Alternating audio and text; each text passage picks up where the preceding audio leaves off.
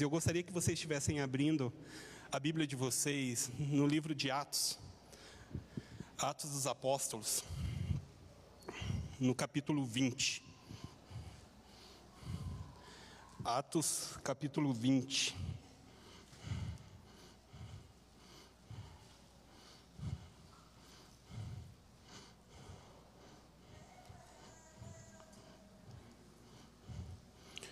Nós vamos estar lendo do verso 7 em diante.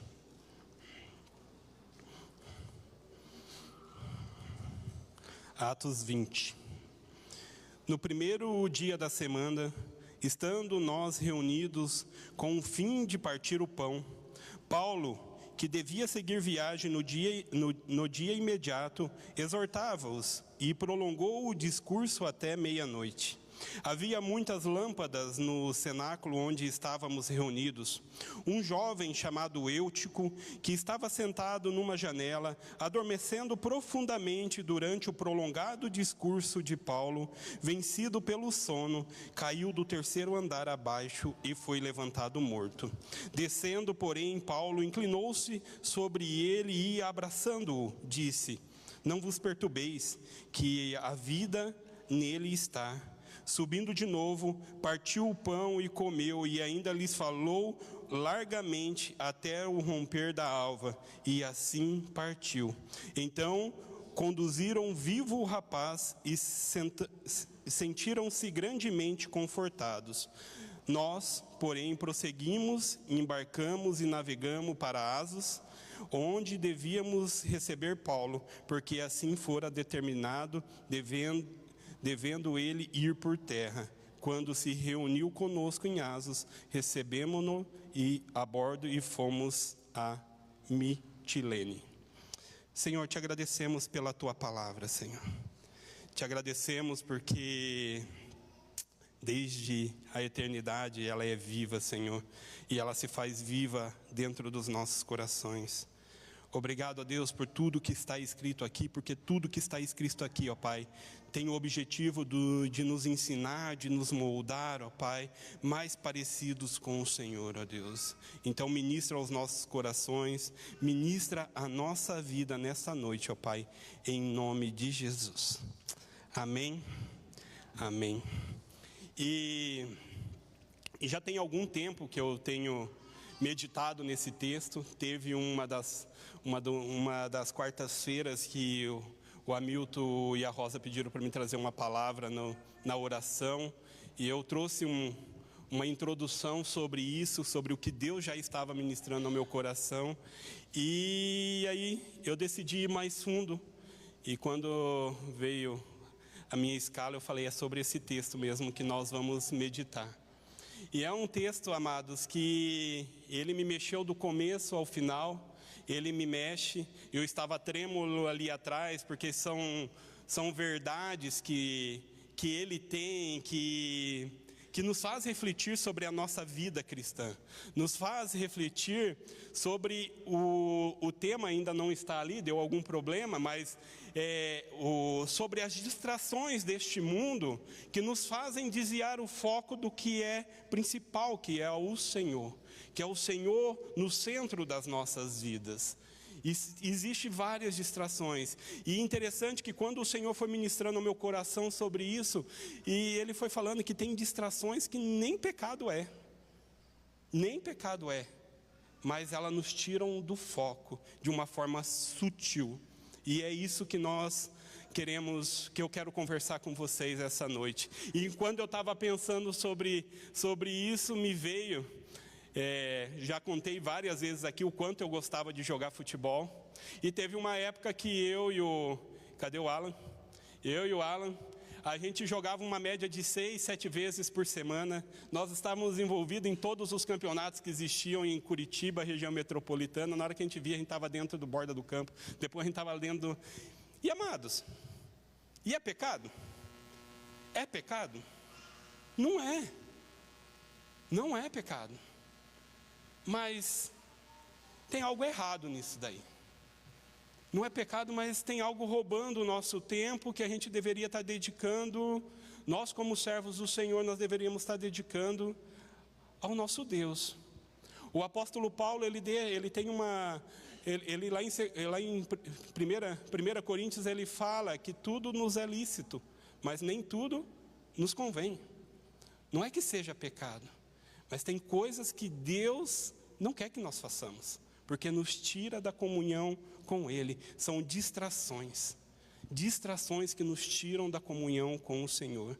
Então, Paulo, quando ele chega aqui em Troade agora, e nós precisamos entender um pouquinho do contexto dessa cidade.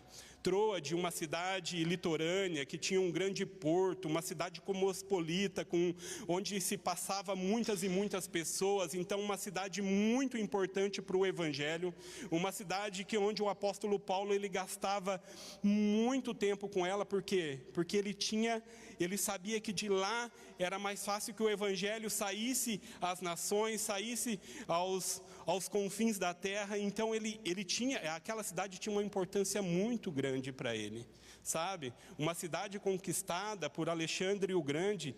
Até Júlio César considerou transformar a cidade de Troade na capital romana, só depois que ele foi e escolheu Constantinopla para ser a capital. Mas ela tinha uma importância muito grande, era um local central, onde se movimentava muito dinheiro, onde se movimentava muitas pessoas. Então ela tinha uma importância fundamental, e Paulo sabia disso.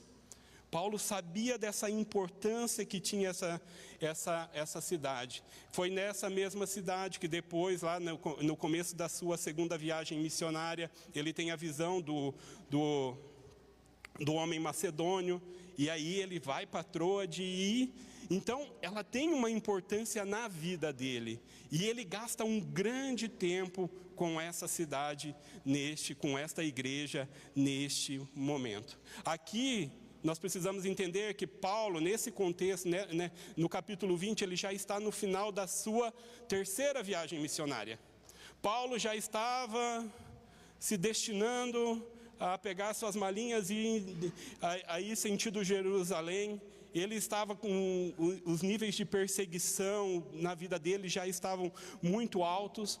Então ele gasta um tempo fundamental com essa igreja, ensinando e preparando ela, embasando ela na palavra. Tanto que nós acabamos de ler, ele pregou até meia-noite, depois da meia-noite ele foi e amanheceu. Ele gasta um tempo muito importante com essa igreja. E aqui, só para nós aprendermos, aqui nós encontramos no versículo 7, que nós lemos ali, que no primeiro dia da semana, e só para nós termos um pouco de conhecimento, aqui é uma das primeiras menções que a igreja se reunia aos domingos. Não de acordo com o costume judeu, que era aos sábados, mas aqui nós encontramos uma das primeiras menções na Bíblia que a igreja começa a se reunir no primeiro dia da semana, que é o domingo. Isso muito embasado pela ressurreição de Jesus Cristo, que foi num domingo, e seguimos até hoje, tanto que nós estamos aqui domingo. E aí Paulo começa um discurso. E assim, amados, quando eu li, eu pretendo ser igual Paulo hoje.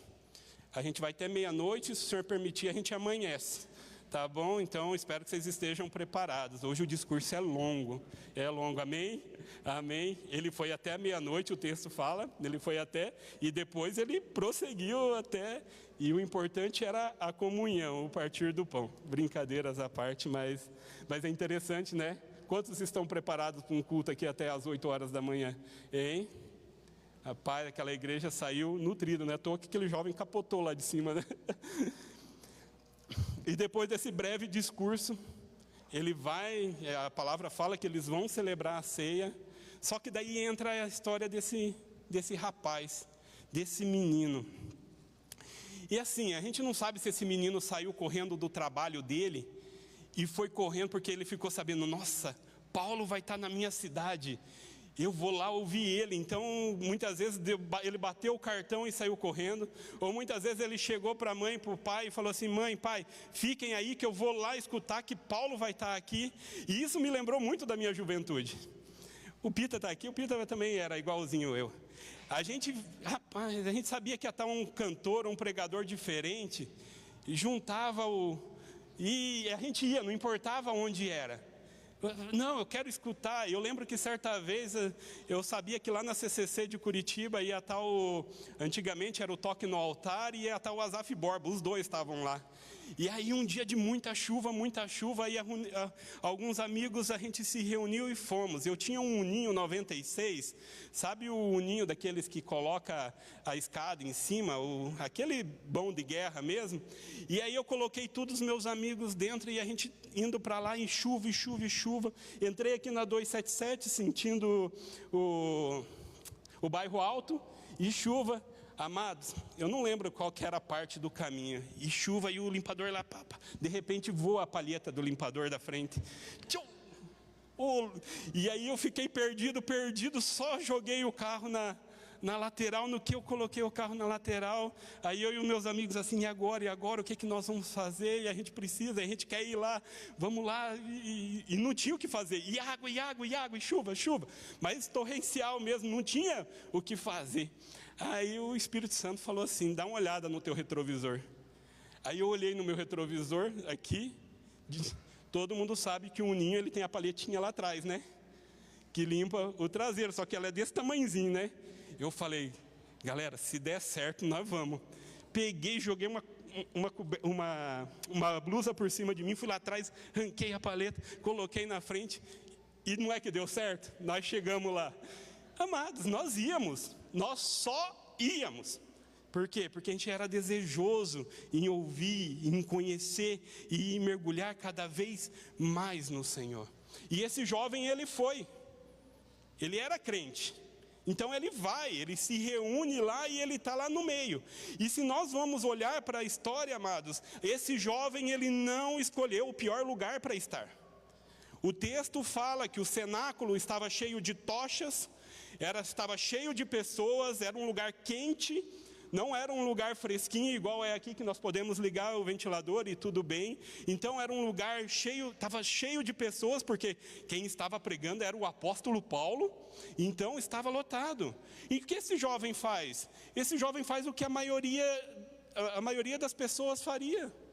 Você, muitas vezes faríamos isso. O que nós vamos fazer? Opa, vou na janela ali, é mais fresquinho, entra um ar aqui, Então eu estou num lugar legal, vou escutar a pregação, vou escutar o ensino, eu estou num lugar confortável. Amados, muitas vezes nós estamos dentro da igreja confortáveis demais.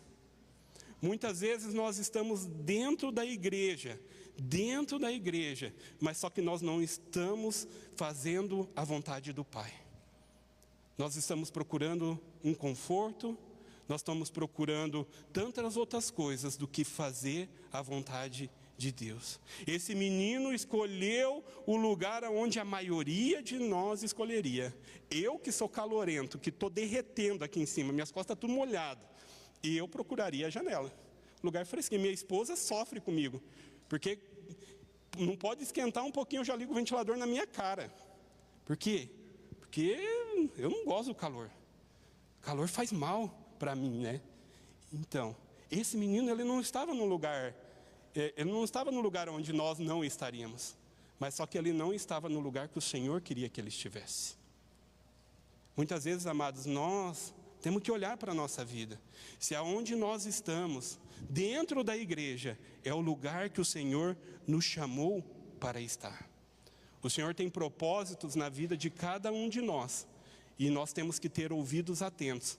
Amado, se a nossa vida está confortável demais dentro da igreja, se você não está sofrendo mais nenhum tipo de ataque, se está tudo uma calmaria dentro da igreja, amados, muitas vezes significa que Satanás ele já te atacou tanto, venceu, que você agora está tão acomodado que ele nem se preocupa mais em atacar a tua vida. Nós temos que tomar cuidado. Se está muito calmo, amados, o cristão, o apóstolo Paulo, quando ele sai daqui de Troade, ele já sabe que o destino dele é Jerusalém, ele sabe o nível de ataque e de perseguição que virá sobre a vida dele. Amados, nós precisamos ter cuidado. O conforto, amados, pode nos tirar da presença de Deus. O conforto pode nos tirar do foco de fazer a vontade do Senhor. Amado, você já olhou para você e você fazia tanto pelo Senhor, você queimava tanto por Deus, você fazia e você se debruçava em fazer, e com o tempo a tua vida foi caindo num automático, com o tempo a tua vida foi caindo numa vida automática e você parou de queimar pelo Senhor. É por quê? É porque, amados, é porque muitas vezes nós paramos de olhar para o Senhor e começamos a olhar para o mundo. É o que acontece com esse menino. A janela, amados, é um lugar muito perigoso para nós estarmos. Nós somos chamados para viver uma vida de integridade com o Senhor, de totalidade para Ele. Ah, mas ele estava dentro da igreja? Ele estava na igreja. Mas lembra que eu falei no começo que o apóstolo Paulo fala que tudo nos é lícito, mas nem tudo nos convém? E nós vamos falar mais sobre isso. Então nós temos que tomar o cuidado com o nível de conforto que nós estamos tendo dentro da igreja. Precisamos refletir sobre isso. Se você fazia pelo Senhor e você parou de fazer pelo Senhor, por que você parou de fazer? Reflita. Por que você parou de queimar pelo Senhor? Por que nós paramos? Por que eu parei de servir com aquilo que o Senhor colocou na minha mão? Por quê? O que tem tomado o lugar de Deus como preferência, como principal na minha vida? Muitas vezes, amados, e é igual eu falei no começo, muitas vezes não é pecado, não é errado, mas aquilo lá tira o nosso foco do Senhor. Charles Spurgeon diz em uma das suas frases, fala assim: estar em paz com o pecado é dormir a caminho do inferno. É pesado, né? Amados, se tem coisa que tem nos afastado do Senhor, nós temos que confessar. Nós temos que colocar diante do Senhor para voltar a viver uma vida íntegra com o Senhor. E agora, depois que eu li essa frase de Spurgeon, eu mesmo escrevi uma frase, e agora eu digo: estar em paz com a janela e com as distrações é um caminho para sair da presença do Senhor. Se tem distrações, amados, se tem janelas no seu caminho que tem te tirado o foco do Senhor, tome cuidado. Quantos já leram o livro de Juízes? O livro de Juízes, na hora que você começa ali, ler o livro de Juízes, você começa a ver um povo que desvia totalmente o seu olhar de Deus e começa a olhar para o mundo. Começa a se relacionar com o mundo, e o Senhor sai de cena e cai toda uma decadência de uma nação. Amados, quando nós tiramos os olhos do Senhor, nós corremos um sério risco de perder o foco que é Deus nas nossas vidas. Mas eu quero falar sobre algumas coisas que a janela é. E o que a janela é? Isso o Espírito Santo foi me trazendo e eu quero compartilhar com vocês. A janela é um lugar de distração. As luzes de dentro começam a perder o brilho e as luzes de fora começam a ganhar mais valor. Começam. A janela é um lugar de distração. Nós começamos a perder o foco no Senhor e nós começamos a achar o mundo bonito demais. Imaginem comigo, amados. Aquele menino, ele estava sentado na janela e ele estava com um olhar no mundo e um olhar no apóstolo Paulo. Ele estava com um olhar no mundo e um olhar no apóstolo Paulo. Acontecia algumas coisas lá na rua, passava uma criança jogando bola e ele já perdeu o foco. Já perdeu. É um lugar de distração. Passou duas mulheres não, né? Dois homens fofocando, né? Porque senão fica só sobre as mulheres, né? Passou dois homens fofocando, né? Ganhei um ponto com vocês agora, né? Passa dois homens fofocando, ele presta atenção na fofoca e tira os olhos do Senhor. Amados, a janela é um lugar de distração. Aquele jovem estava olhando para o mundo e olhando para dentro. Aí as luzes de dentro começam a perder o seu brilho, e aí a do mundo começa a se tornar mais interessante. Vocês lembram da parábola do jovem rico? Ele cumpria tudo que a parte de dentro pedia. Mas na hora que o Senhor falou para ele, vai e vende tudo que tem, o que era lá de fora era mais importante para ele. E ele não negociou isso. E ele não veio participar da comunidade da fé. Muitas vezes, amados, as luzes de fora são atrativas. E se nós negociamos, e se nós sentamos na janela, se nós sentamos na beira do precipício, nós começamos a dar valor para ela. Então, uma das coisas que a janela é um lugar de distração. Ela nos faz tirar o foco daquilo que é principal. Outra coisa que a janela é um lugar de divisão. Ela divide a parte de dentro da parte de fora. E quando a janela ela é uma divisão, nós começamos a dar mais ouvidos para o mundo do que para as coisas de dentro da igreja. E aí, se acontece alguma coisa, muitas vezes para nós, nós damos mais valor para o que o mundo fala do que o que para a igreja fala. Então, se acontece alguma coisa com um irmão meu, eu não vou lá e vou ajudá-lo, estender a mão para ele. Muitas vezes eu faço igual o mundo faz, eu vou lá e acuso. Eu vou lá e falo, você não serve para estar aqui. A janela é um lugar de divisão, ela traz divisão para a igreja. Por quê? Porque nós damos ouvido para o mundo, e os conselhos do mundo não são de acordo com os princípios da palavra de Deus. Então a gente tem que tomar cuidado com o que a gente ouve lá no mundo. Amados, nós somos uma comunidade de fé, nós estamos aqui para ajudar um ou outro. E se nós dermos ouvido ao mundo, muitas vezes nós fazemos igual o mundo faz. Você só é benquisto por mim, você só é valorizado para mim até o ponto que você pode me dar alguma coisa. Amados, não é sobre isso. O cristão, ele se entrega, ele está aqui para servir. E ele vê o seu próximo maior que ele mesmo. Então ele não joga uma pá de terra, ele vai lá e ajuda a tirar aquela pessoa de lá. E se nós, com nossos olhares, nós ficamos sentados em cima da janela, a janela é um lugar de divisão. Mas uma outra coisa que a janela é um lugar de flerte. E na janela nós flertamos com muitas coisas, e ela é uma linha bem tênue, amados. Uma linha bem tênue. E quando nós vemos, foi tudo pro brejo. Tudo mesmo. Tudo. Porque, falando para os jovens, o que a palavra nos ensina? Que sexo antes do casamento é errado. O que o mundo diz? Você precisa curtir, você precisa experimentar, e depois você vê se dá certo. E se nós damos o ouvido para o mundo, nós começamos a fletar com o mundo. Nós começamos a dar ouvido demais para o mundo e nós começamos a negociar algumas coisas. Então, amados, janela é um lugar de flerte. E aí nós como casais, os casados, janela é um lugar muito perigoso. Nós precisamos ter discernimento do Espírito Santo de como nós agimos, senão nós começamos a flertar.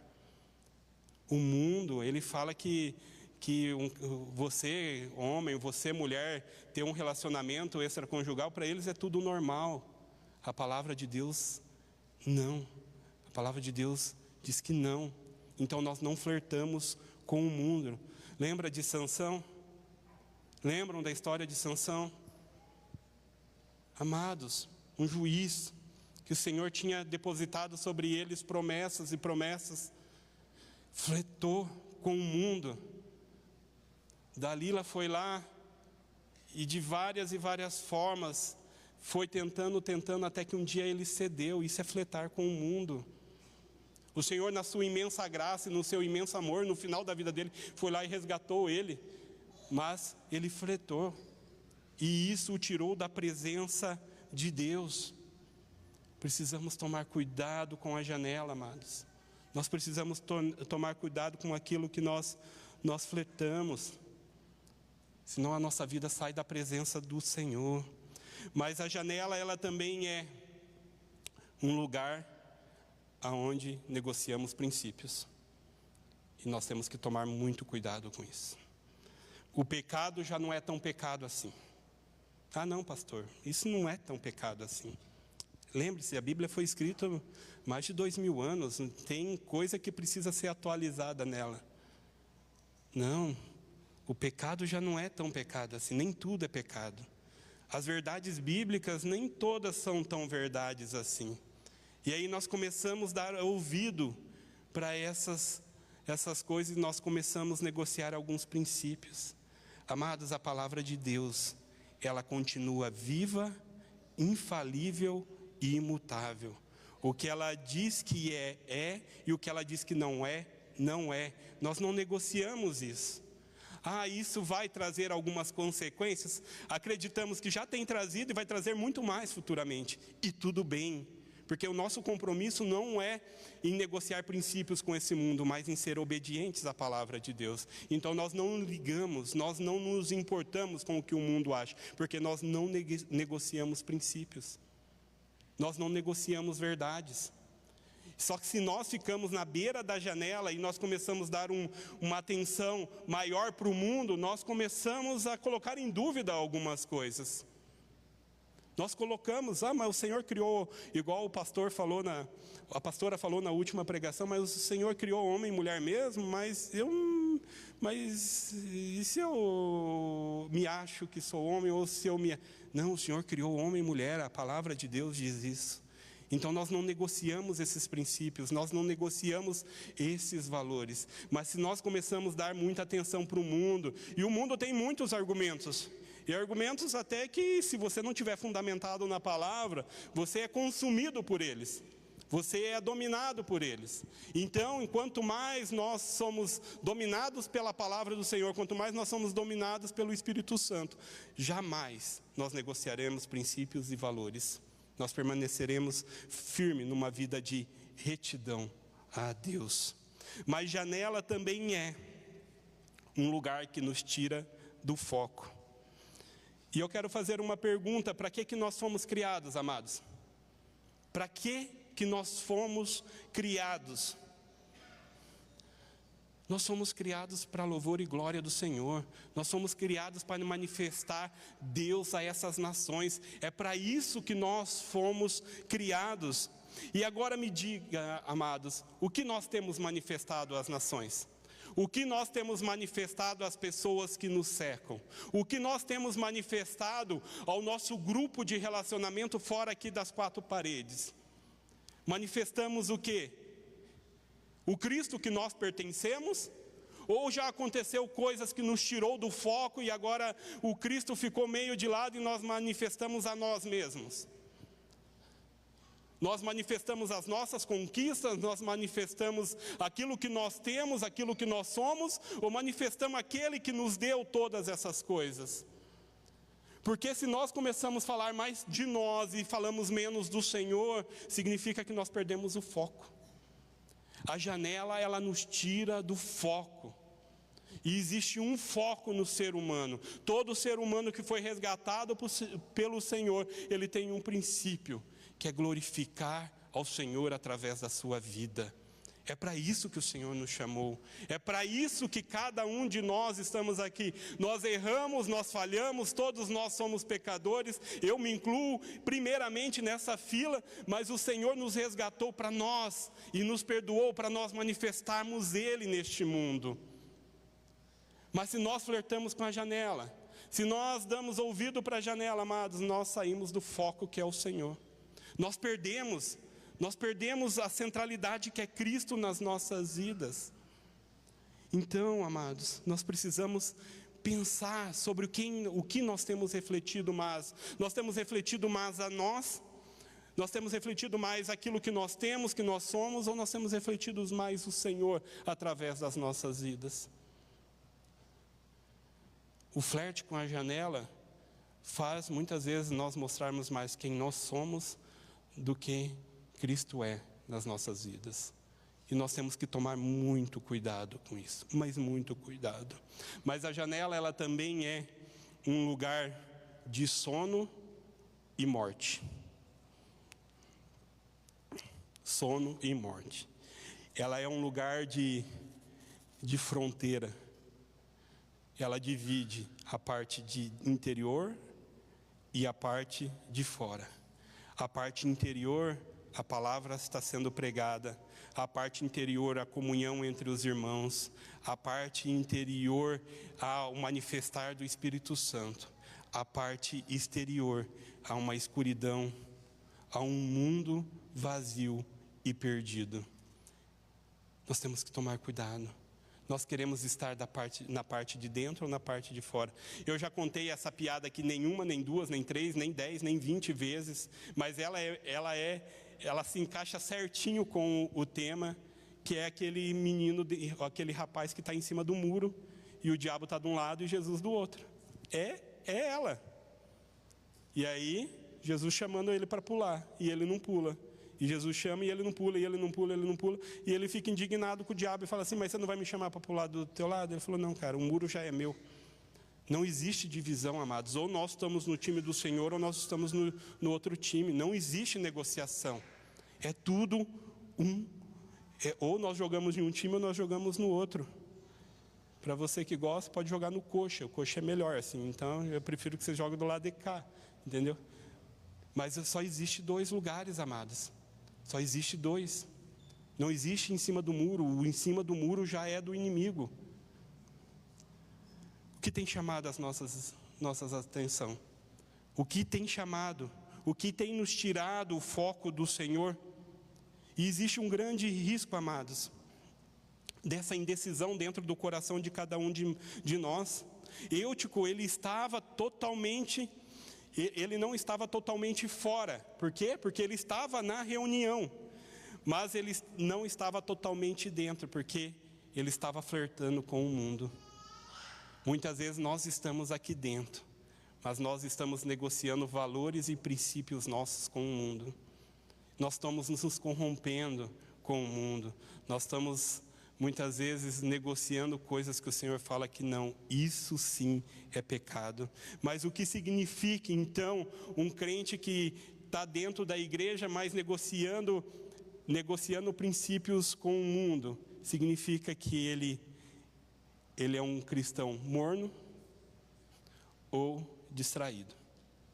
Se ele for um cristão morno, nós conhecemos Apocalipse, o que o anjo fala da igreja morna.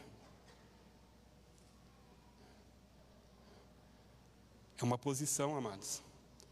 A gente não brinca mais de ser cristão.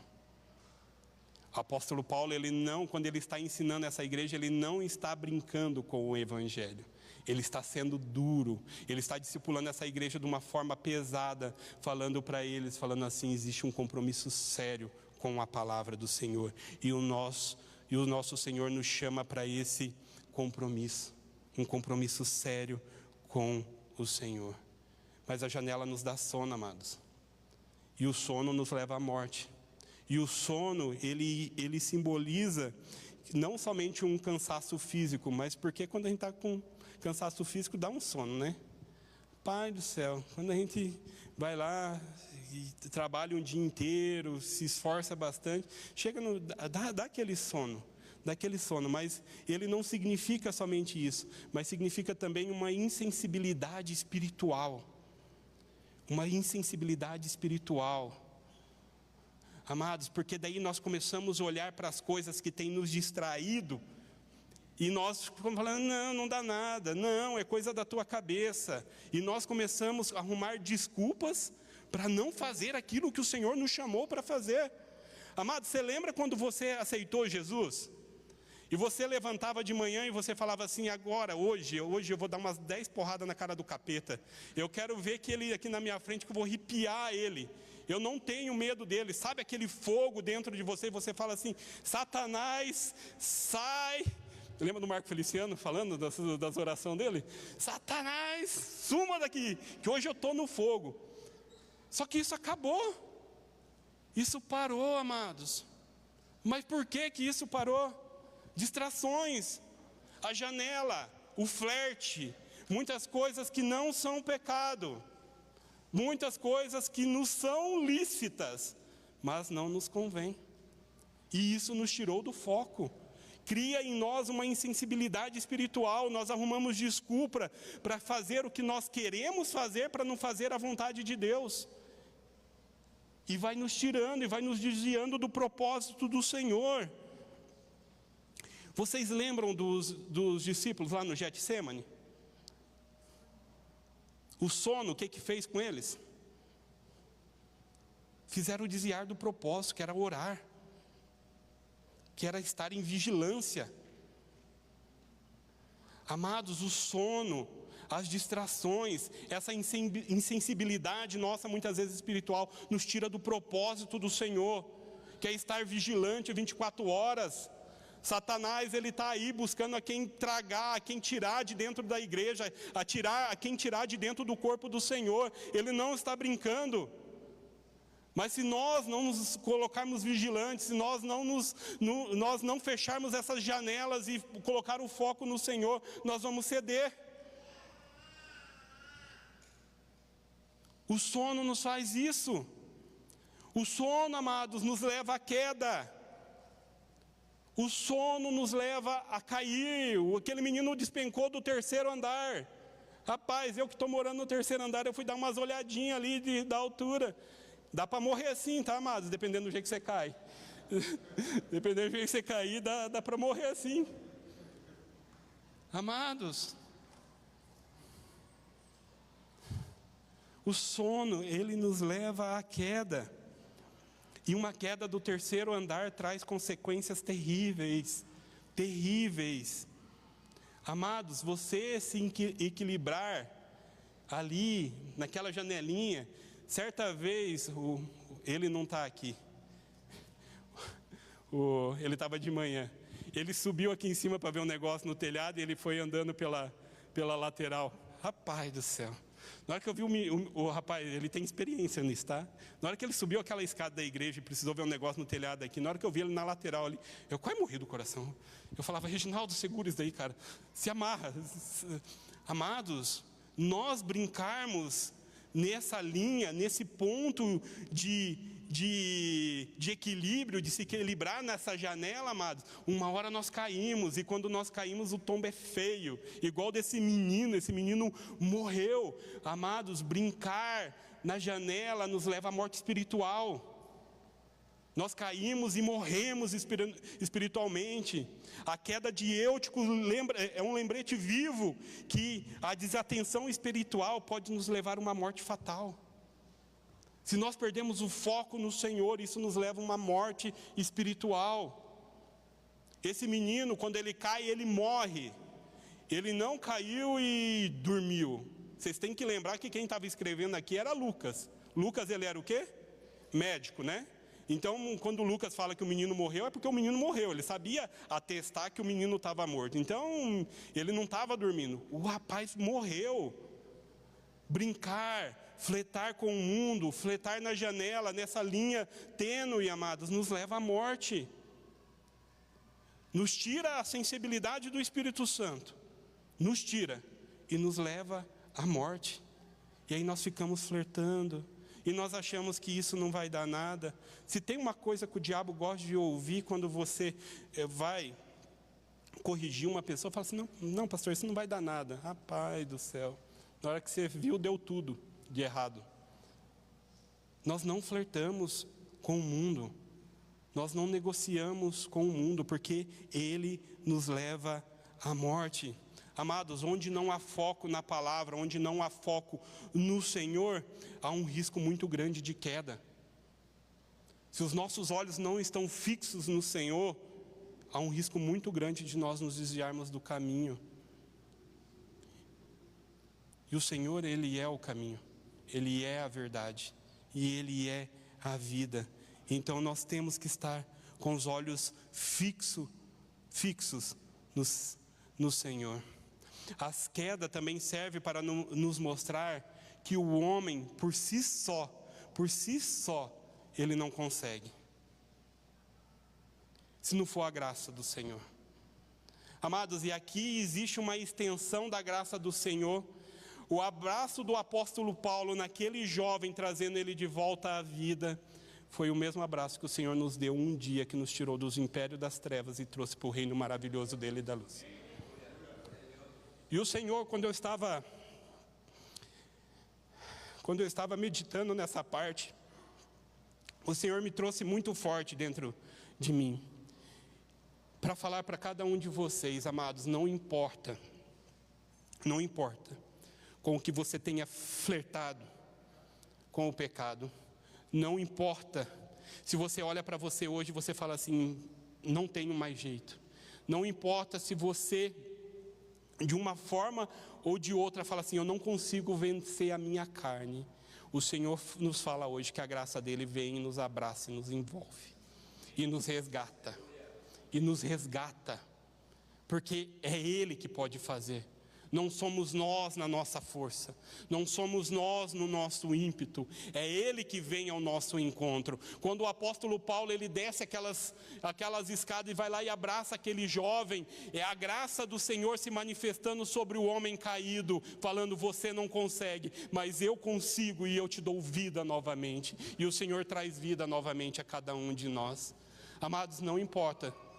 Mas não importa, se hoje de todo o coração nós nos arrependermos, se nós confessarmos diante do Senhor, o Senhor, Ele restaura as nossas vidas, igual restaurou daquele jovem que caiu do terceiro andar. Ele restaura. Porque, amados, a queda do terceiro andar, ela é drástica. A queda do terceiro andar, ela é drástica. E ela traz consequências que nós muitas vezes não sabemos o nível dela. Um homem segundo o coração de Deus, ele não saiu na janela, ele saiu na sacada do palácio dele. Ele estava num lugar onde o Senhor não era para ele estar naquele momento. Davi, ele não era para estar no palácio naquele dia. Davi era para estar junto com os soldados dele na frente da batalha de guerra. Ele estava acomodado dentro do palácio dele. Ele sai na sacada, na janela do palácio dele, e ele vê uma mulher. E ele dá uma olhadinha. E aí, como ele estava meio ocioso da vida, estava meio calminho, nada acontecendo, ele vai dar outra olhadinha. Aí ele fala assim, nossa, eu estou bem ocioso mesmo, né? Quem que é ela? Quem que é ela? Amados, quando nós não estamos focados no Senhor, amados, o mundo nos chama muita atenção. O pecado nos chama muito a atenção. Amados, primeiro nós vamos lá e damos aquela olhadinha. Depois aquilo lá ganha pouso dentro do nosso coração. E depois nós começamos a agir para ter aquilo lá. Foi o que aconteceu com Davi. Por não estar no centro da vontade do Senhor, fazendo aquilo que o Senhor chamou ele para fazer. Era para ele estar guerreando, e trouxe consequências terríveis para a família dele. Consequências terríveis. Todos conhecem quem se levantou contra ele. O filho dele morreu, e tudo isso, e tudo que aconteceu, o outro filho dele se perde depois que assume. Consequências terríveis, de um homem que era segundo o coração de Deus. Quando nós flertamos, amados, com o pecado, consequências terríveis podem acontecer sobre cada um de nós. Mas da mesma forma que o Senhor perdoou a Davi, o Senhor nos perdoa. Por quê? Porque nós reconhecemos o nosso erro. Davi reconheceu o erro dele. Davi pediu perdão ao Senhor, e o Senhor o perdoou. O Senhor nos perdoa. A graça dele é infinita. Mas quando nós saímos da direção, quando nós saímos daquilo que o Senhor nos chama para fazer, amados, o mundo começa a ter cores diferentes. Ele se torna bem colorido. Sabe a carreta furacão, quando passa toda piscando, que você tem vontade de andar nela? Eu sei que vocês têm, tá, irmãos? Eu sei que vocês têm. Não vem falar. Vocês viram ela lá, a gente estava esses tempos na praia, via ela passando com o Chaves e o Kiko na frente, e o Fofão. O Fofão, eu e meu filho, a gente brincava, que o Fofão parecia um endemoniado. A cara dele pintada, escorrendo, a maquiagem dele era... Mas o mundo começa a ganhar cores, começa as luzes, e aí você começa a dar valor nisso daí. E aí você começa a negociar. Você começa a não estar mais aonde o Senhor pediu para você estar. Você começa a não fazer mais aquilo que o Senhor te chamou para fazer. Amados, da mesma forma que eu estou falando para vocês, eu fui ministrado demais. Mas demais por esse texto. Demais, demais, demais. E quando nós entendemos aonde nós devemos estar, quando nós entendemos aonde o Senhor nos chamou para estar, amados, tudo muda. Tudo muda. 2 domingos atrás, de manhã, eu estava conversando com um adolescente ali fora. E foi um papo tão legal, amados. Mas um papo tão legal. E ele compartilhando comigo, a gente estava de lado assim, e ele compartilhando comigo sobre ele servindo no F5, ele compartilhando comigo sobre ele começando a servir aprendendo sobre outros ministérios da igreja. E assim, amados, e conhecer todo o contexto de história da família dele, e ver a forma e o ímpeto que ele está entendendo que ele tem que servir ao Senhor, amados, é a graça de Deus. É o favor de Deus derramado sobre uma família. Uma família que olhou para Cristo e entende que o foco é Cristo. E toda a sua geração é restaurada. Ela não flerta mais com a janela. Nós não flertamos mais com a janela. Porque existe pessoas sobre nós que nós queremos direcionar ela no caminho, e o caminho é Cristo. Então nós não negociamos mais. Nós entendemos os princípios da palavra de Deus. Então, amados, que nós não sejamos igual Davi. Sabe? Quando o pecado, amados do céu, nós temos que ser igual José. O pecado apareceu na frente dele, ele sumiu. Deu linha na pipa dele. Estou fora daqui.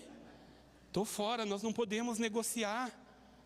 Amados, o pecado apareceu, não fique ali flertando com ele, não fique ali tentando arrumar desculpinhas para dar aquela maquiada e falar assim, não, está tudo bem. Não existe isso, amados. Pecado é pecado.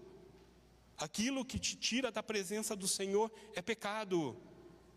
A gente não flerta com Ele, a gente não brinca com Ele. Mas eu falei que nós íamos falar sobre tudo nos é lícito, mas nem tudo nos convém. Lá em 1 Coríntios, tem 2 textos que falam sobre esse versículo. 1 Coríntios 6,12. Deixa eu ver só o horário. Ainda não deu meia-noite, está bom ainda. Fiquem tranquilos, amados. Hoje é igual Paulo. 1 Coríntios 6,12 fala lá, que todas as coisas me são lícitas, mas nem todas me convêm. Todas as coisas me são lícitas, mas eu não me deixarei dominar por nenhuma. Mas lá em 2 Coríntios também, 10:23, coloca lá, 2 Coríntios 10:23.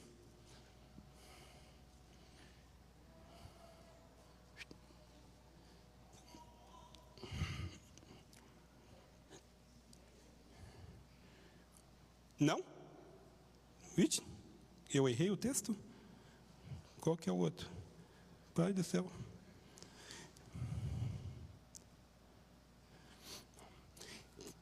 Depois eu acho e te dou o endereço lá no grupo da igreja. Mas um fala assim, todas as coisas me são lícitas, mas nem todas me convêm. Todas as coisas me são lícitas, mas nem todas edificam. Eu não lembro qual que é agora. Agora de cabeça não. Mas vamos ficar só com o 12 ali. Todas as coisas me são lícitas, mas nem todas me convêm. Todas as coisas me são lícitas, mas eu não me deixarei dominar por nenhuma delas. O erro da igreja de Corinto era o que, amados? É achar que a salvação pela graça nos dava liberdade para fazer o que quiser com o corpo. O erro da igreja de Corinto era isso. Eles achavam, não, a salvação pela graça, então eu posso fazer o que eu quiser com a minha vida. E a liberdade cristã não é isso, amados. A liberdade cristã não é isso. A liberdade cristã não é uma autonomia para pecar. 1 Coríntios 10:23, perdão. 1 Coríntios 10:23, o outro texto. Mas a liberdade conquistada por Cristo na cruz, amados, não é uma liberdade que nos dá autonomia para pecar, mas é uma libertação da lei, para que possamos obedecer a Deus por amor. Nós amamos a Deus, então eu obedeço a Deus porque eu amo a Deus. Eu amo a Deus, por isso que eu obedeço a Deus, porque eu amo. Então eu não peco mais. Eu sei que se eu pecar, se eu falhar, o Senhor, Ele vem e me alcança. Ele vem e derrama graça sobre a minha vida. Mas eu não peco mais. Por quê? Porque eu fui alcançado por este amor. E é este amor que me domina hoje. E existem limites, amados. E existem limites para a nossa liberdade. E um dos limites para a nossa liberdade é quando a nossa liberdade começa a trazer prejuízo para a nossa santificação. Você já reparou quando muitas vezes você começa a dar passos e passos, igual eu, semana passada, né, um time que eu jogava aí, foi jogar aqui um campeonato, estão jogando a primeira divisão, e aí eu fui aqui na quadra, aqui eu falei, eu vou lá assistir, vou lá só assistir eles. Aí eu vi um guapo jogando no gol lá, e tomou 2 gols lá, eu falei, rapaz, que vontade de voltar, que vontade de voltar. E, amados, não é mais para isso que o Senhor me chamou. Não é mais para isso. O Senhor me chamou para outras coisas. E nós precisamos ter esse coração atento. Lori, pode passar a mão na cabeça do Pita aí mesmo, né? O Senhor nos chamou para outras coisas, né, meu irmão? Né, meu irmão? O Senhor nos chamou para outras coisas. Amém, né? O Senhor nos chamou. O Senhor tem outros propósitos na nossa vida. Então a nossa liberdade nós temos que tomar cuidado enquanto ela começa a nos trazer prejuízo para a nossa santificação. E uma das outras coisas é quando ela começa a ser prejuízo para a edificação do nosso próximo. Aquilo que nós fazemos, aquilo como nós nos portamos, ele tem sido bênção para o nosso próximo ou não? Como você se porta? Como você vive o Evangelho, ele é bênção para o próximo ou ele acaba se tornando pedra de tropeço para o seu próximo? É um limite, né, amados? Que linha tênue, né? Que linha... Mas nós temos que ser verdadeiramente cristãos. E nós temos que observar isso dentro do nosso... Nós não podemos ser motivo de pedra de tropeço para o nosso próximo. Mesmo, amados, que a gente caia, mesmo que de vez em quando, Pai do céu, o Jackson é fogo, ele... Não, já amados. Mas a graça do Senhor vem e nos restaura. Nós não podemos, amados. Nós não podemos. O Senhor nos chamou. O Senhor nos chamou para que nós venhamos brilhar a luz dEle. A luz de dentro, ela é mais brilhosa do que a lá de fora. É nós que iluminamos esse mundo escuro. É nós que iluminamos esse mundo em trevas. É a luz do Senhor, através das nossas vidas, que ilumina esse mundo. E Paulo, ele deixa bem claro no versículo que nós acabamos de ler ali: não me deixarei dominar por nada. E aqui nós precisamos entender algo. Tudo aquilo que toma o lugar de Deus na nossa vida é ídolo nas nossas vidas. Não me deixarei dominar por nada. Tudo, amados, não é um santo em cima de numa cômoda que é idolatria somente. Tudo aquilo que toma o lugar de Deus dentro do nosso coração é idolatria. É o futebol que eu gosto tanto, é a natação que eu gosto tanto, é o trabalhar que eu gosto tanto e não sei colocar limites no trabalho. É tantas e tantas coisas, amados, que tomam o lugar da centralidade de Cristo nas nossas vidas. Isso é idolatria. E o apóstolo Paulo fala: eu não me deixarei dominar por nada, porque nós, amados, igual diz lá em 1 Coríntios 6:20, nós somos comprados pelo sangue de Cristo. E como nós fomos comprados por Cristo, e nós falamos que nós pertencemos totalmente a Ele, então tudo que nós fazemos é para glorificar ao Senhor. Então todas as nossas ações, tudo aquilo que nós fazemos, tudo aquilo que nós temos, tudo aquilo que nós somos, tem que glorificar ao Senhor. De uma forma ou outra nós precisamos manifestar através das nossas vidas Cristo. É através disso. Então e aí nós temos que olhar para nós mesmos e temos que refletir sobre isso. É algo que o Senhor tem puxado a minha orelha, falando assim: Jacques, você reflete Cristo em todos os seus atendimentos. Em tudo aquilo que você faz, você reflete Cristo. E amados, por quantas vezes eu não refleti Cristo e o Senhor me chamou a atenção sobre isso.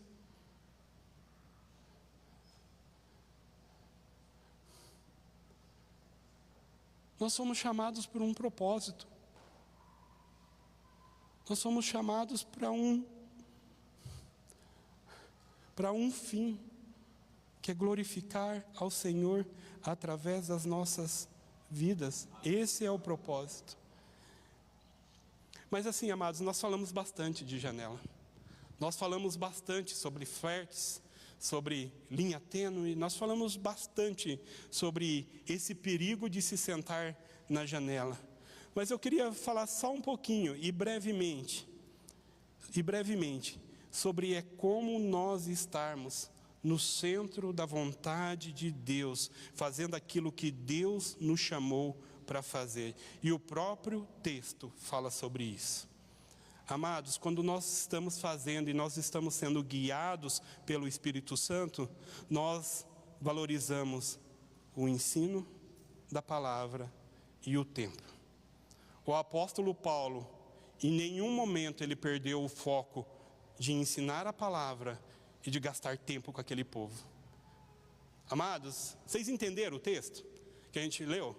Assim, Lucas está falando o seguinte: nós temos que ir para Asos, só que assim, o apóstolo Paulo está ali em Troade, e ele pega e fala assim: eu vou me estender um pouquinho mais. Chega no momento que ele pega e fala assim: Paulo, você fica aí, eu vou pegar os outros companheiros, nós vamos de barco. E eles foram de barco, depois a gente se encontra lá naquela cidade.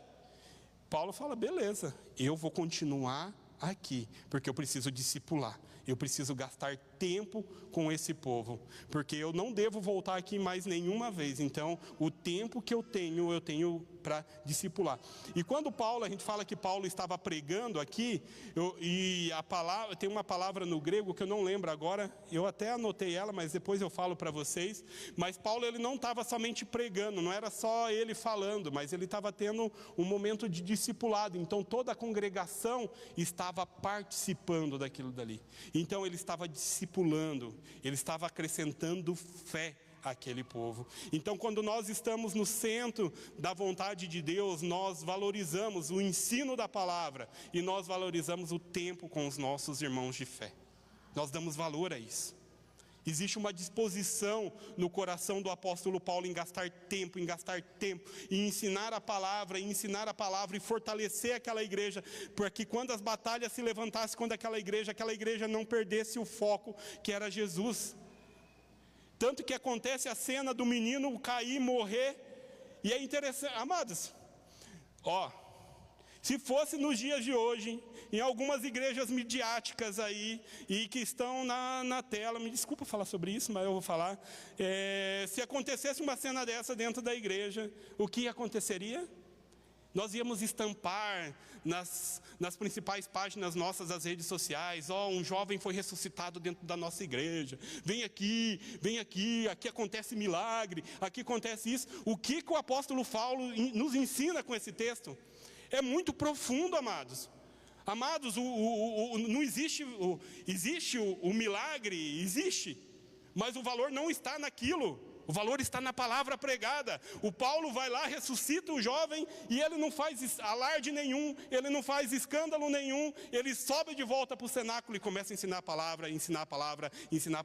É isso que tem valor, é a palavra do Senhor gravada dentro dos nossos corações. Amados, se a gente viver de milagre em milagre, aí vai vir qualquer vento de doutrina e vai nos desviar do Senhor, mas a palavra afirmada, fundamentada dentro dos nossos corações, vai nos tornar uma igreja inabalável. O foco é Cristo. O foco não está naquilo que aconteceu ali. Aquilo que aconteceu, louvado seja Deus, mas você vê que ele não gasta um versículo falando sobre aquilo. Só acontece o milagre. Beleza, vamos voltar para o centro. Vamos voltar para o que é principal. Vamos voltar para aquilo que não nos tira do foco, que é a palavra do Senhor. é ela gravada dentro dos nossos corações. É isso que importa. O que importava para o apóstolo Paulo era completar o ministério que o Senhor deu na vida dele, para a vida dele, isso que era importante.